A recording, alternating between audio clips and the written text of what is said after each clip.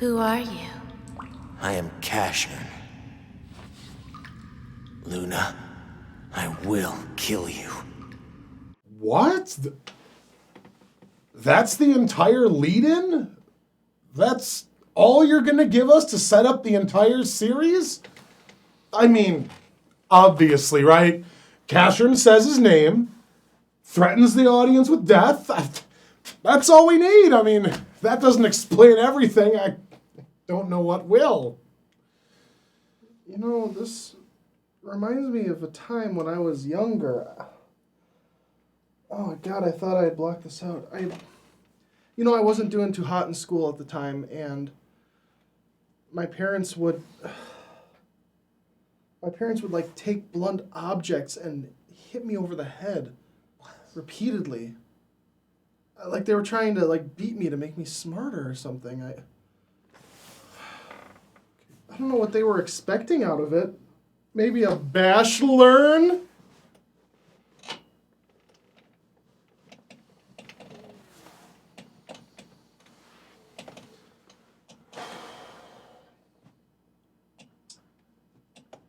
So that's how this is gonna be?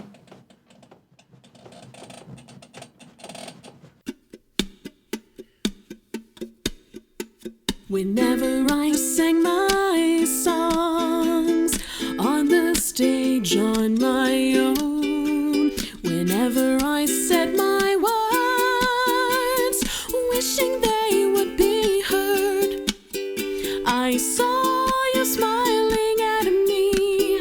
Was it real or just my fantasy? You'd always be there in the corner of this tiny little bar. Hello and welcome to Cover by Cover. I'm Edgelord McGritty Pants. And I'm a grain filter. Today, Hey, Will, I actually wanted to take a moment to talk to you about something that was kind of a concern of mine. No. What do you mean, no? I just want to talk to you about something. No, you don't. You just want to do some setup for one of your stupid rhyming puns, and I'm not falling for it anymore. Seriously? That's what you think of me? Do you think I'm just like some facetious asshole who's going to waste not only your time but the viewer's time setting up a stupid pun? That's all you think of me? After all the reviews we've done, that's what it boils down to.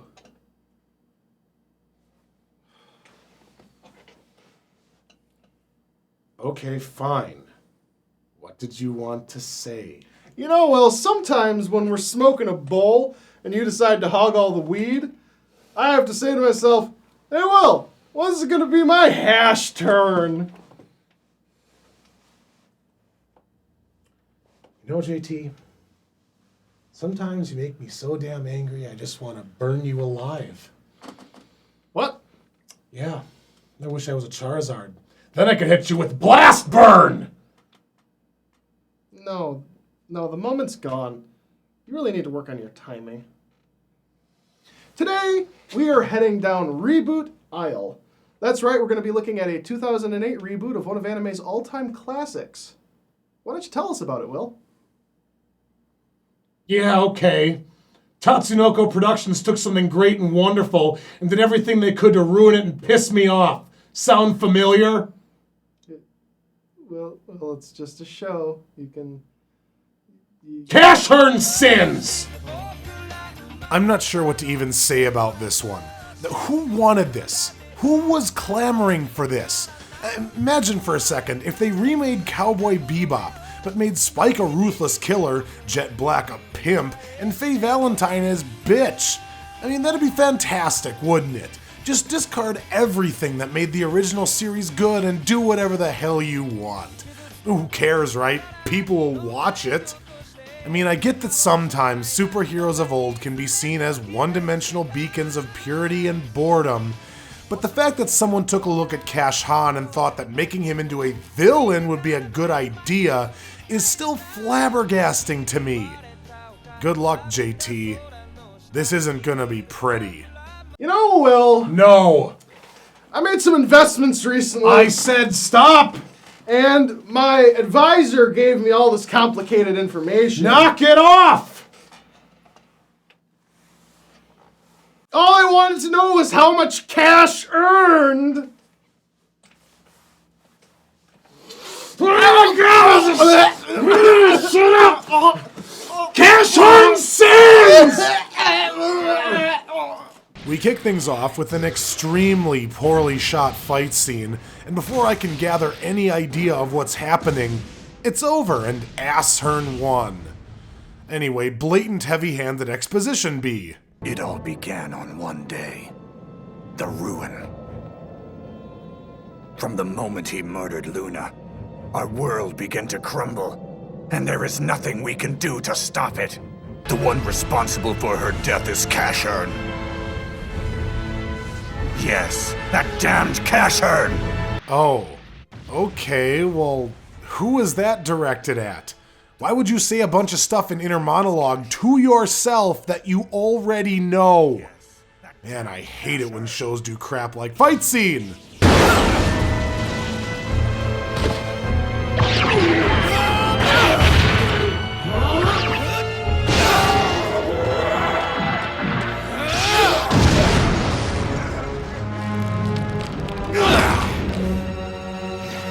The one who brought ruin to this world is named CassHERN. So this is how you're gonna make us care about him? Devour CassHERN! I'm sorry, I didn't catch his name yet. Could you say it one more time? CassHERN. CassHERN. CassHERN. CassHERN. CassHERN. CassHERN. Devour CassHERN. Hey, Will. I just wanted you to know that my name is JT. Yes, JT, and my name is Will. Fantastic. You know, if I'm ever curious about what my name is, I just go ahead and pull out my driver's license, and I see there's my name, JT. Yeah, and you know, when I was born, I had a birth certificate, and on it my parents wrote my name. You know, right there, Will. Wow, that's fantastic! You know, if I'm ever curious about what your name is, I just take out my phone, I look at contact list, there's your name! It's Will! Yes, JT, you as well. Not JT! Will! JT! Will! JT! Will! JT! Will! JT! Why is all this repetition necessary? Just shut up and fight. And how is this dick and douche supposed to eat CassHERN anyway? He has no mouth. Man, they were lazy in the art department that day. This entire idea is already stupid, but it's only getting worse. Anyway, CassHERN kills his 47th robot for the morning, muses like a jackass, this guy blabs on about whatever, and we cut to a scene that I can only assume is supposed to be cute, but it fails horribly. Duh, sweet mercy. Ladies and gentlemen, boys and girls, children of all ages, it's time once again for Places to Never Pause. My name is Bingo! My goodness, is that fucked up. Since when do your eyes go past your nose? And why are they just as big as your mouth? Looks like Frisbee eyes are back in style as well. Well, aren't you a good little hellspawn? Yes, you are. Yes, you are. Man, does any of this matter? I thought this was CassHERN Sins, not CassHERN watches a girl run around like a flaming idiot.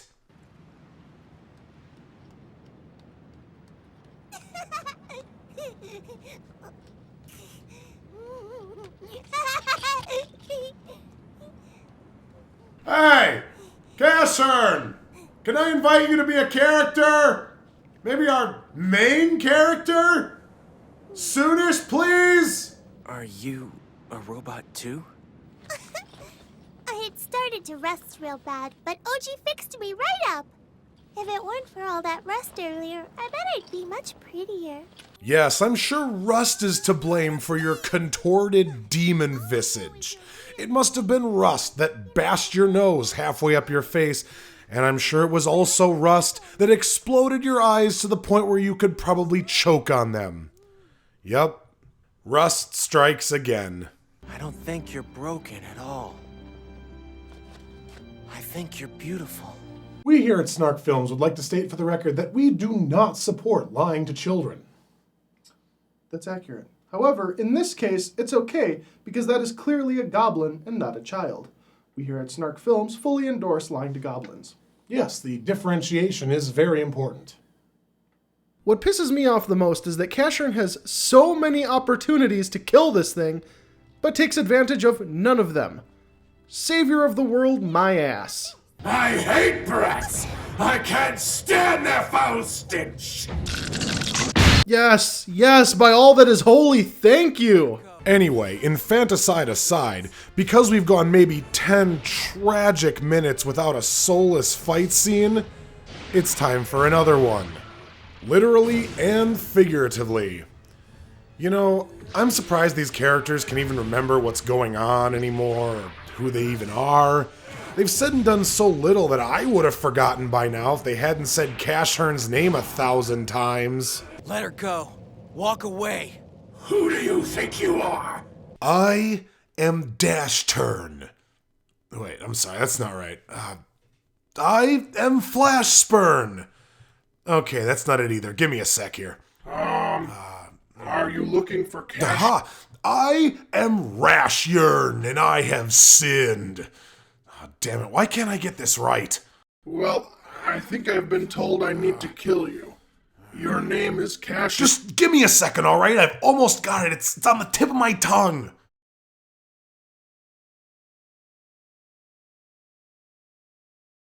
CassHERN.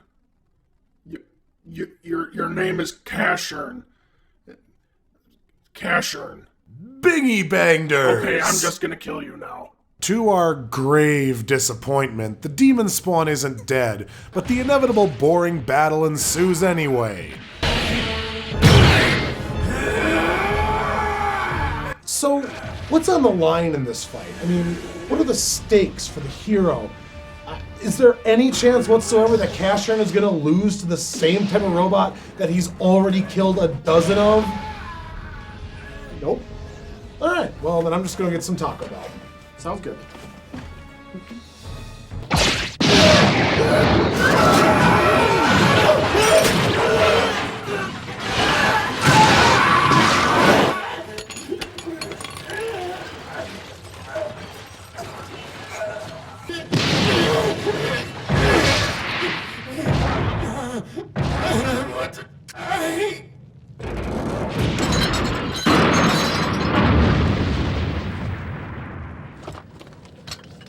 Seriously, when the hell did Taco Bell close down? Are you serious? When was the last time you left your house?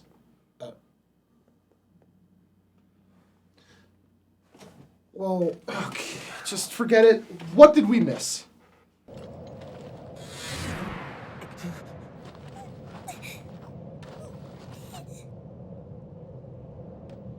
Good. We missed nothing. Last Friday. No. This little creature is justifiably terrified because holy crap, CassHERN is sadistic as hell. Anyway, some woman, man, or whatever shows up. I'm just gonna call her Lash Splurn since she could probably use her unreasonably long arms as whips.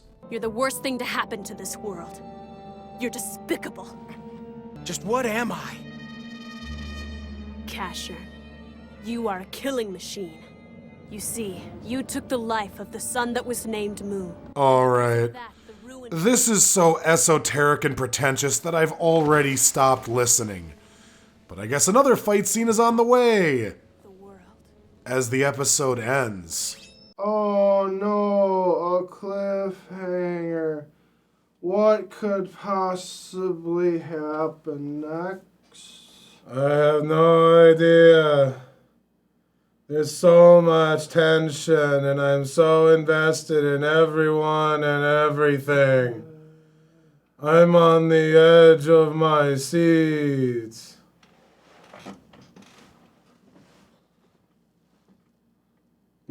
Literally. Wow. Actually, in shockingly more boring fashion, the next episode doesn't begin with a fight, because even though Lash Splurn just said this, I know enough about you to want to kill you for it. I guess she's just planning on getting around to it someday or whatever, because she immediately pieces out without 1 second of action. There's no sense in slaying you now. Nothing good would come of it. You get nothing! You lose! Good day, sir! Anyway, much like the first episode, this one takes way too damn long to accomplish almost nothing. CassHERN saves this young couple from yet another mindless idiot death robot or whatever these guys are supposed to be. They take brash Zern to their makeshift village where he finds out that they all believe that eating CassHERN will make them immortal as well. But none of that is really what's important.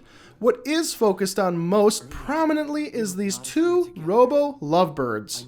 I know you must find it quite odd for 2 robots like us to be in love, but it's the real thing. It's strange, but it's us. Now, you'd think that this would be an opportunity for the writers to show that despite the utter destruction of the world, there actually are some bright spots of hope in spite of this. It'll be all right. I'm not gonna leave your side. However, instead, it just becomes an example of what happens when paid professionals write themselves into a corner. I am the one you're looking for. We'll survive if we eat you! Rude, stop it! What about our promise? We agreed to accept the ruin, right? Yes, we did, but we found a way to avoid it. I'd rather not die. No!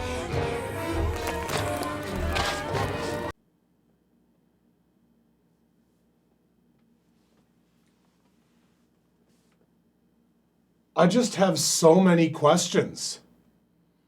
First off, as a writing choice, why did these people have to discover CassHERN's identity at all?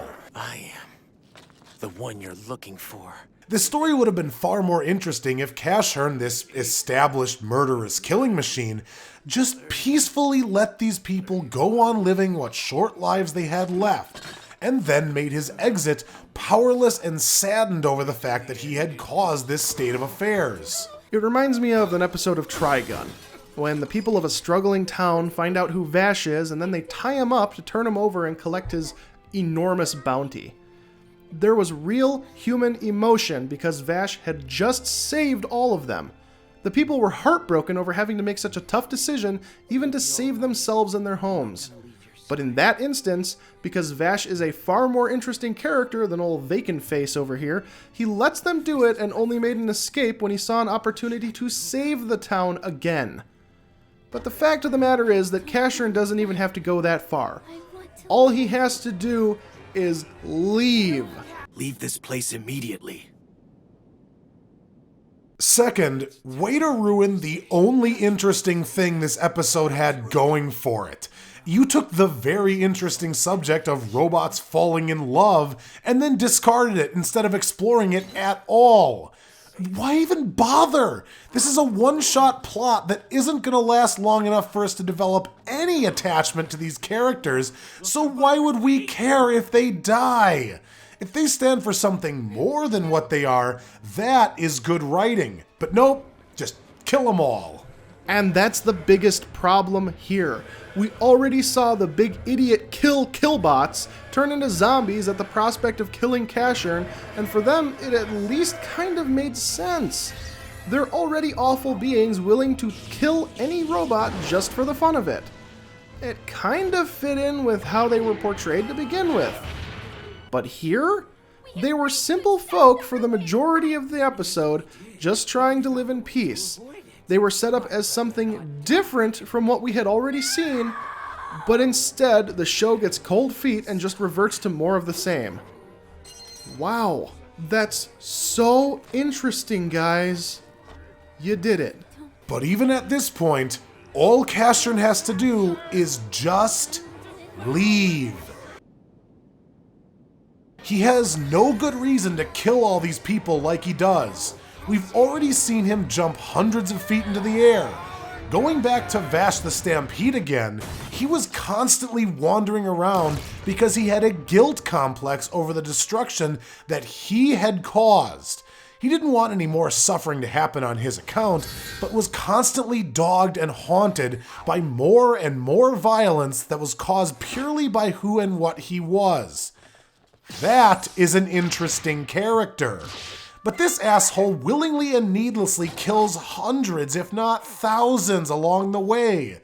You know, they'd probably go back to normal if you just jumped the hell out of there. You didn't have to go and kill the girl's robo-boyfriend either. Man, CassHERN sucks. But we get another example of how little this romance subplot matters because the girl just up and crumbles to dust. How? Why? Who knows? Who cares? There are no rules in this show because nothing has been properly established. I'm so sick of— Ah! Well, I can't believe we're doing this twice in one episode, but it's time for yet another round of Places to Never Pause.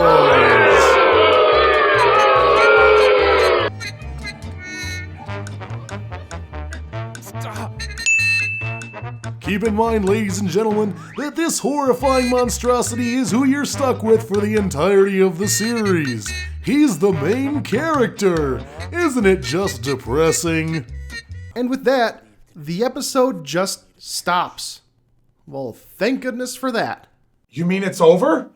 It's actually over? Yes. Finally. I'm just so happy right now. I don't have to watch another second of that crap. Yeah, neither do I. I honestly have no idea what this creative team is even trying to do here, but whatever it is, they're failing. I don't care about anyone or anything that's happening because it's all either so boring and repetitive or so pointless that I literally have no damns left to give. The music is extremely generic and the fight cinematography is awful. And when fight scenes compose the majority of your first 2 episodes, that is a bad thing. We gave this a genuine shot, but it's over. The characters are all so bland and irrelevant that the highest development some of them ascend to is 1 dimension. I mean, look at the creepy little girl and Lash Splurn. What did they accomplish? What are their character traits? Is botched cuteness all that girl has going for her? Is exposition and confusing motivations the only thing that the other woman has? None of it grabs my attention, and with my eyes already glazed over, it's time for anything else. Well, mercifully, that's gonna do it for this week on Cover by Cover. Man, I'm glad that's over. I'm Will Ryan. And I'm JT Camp, reminding you, my name's JT. And my name's Will! JT! Will! JT! Will! JT! Will! JT! Will! JT! Will! Darling.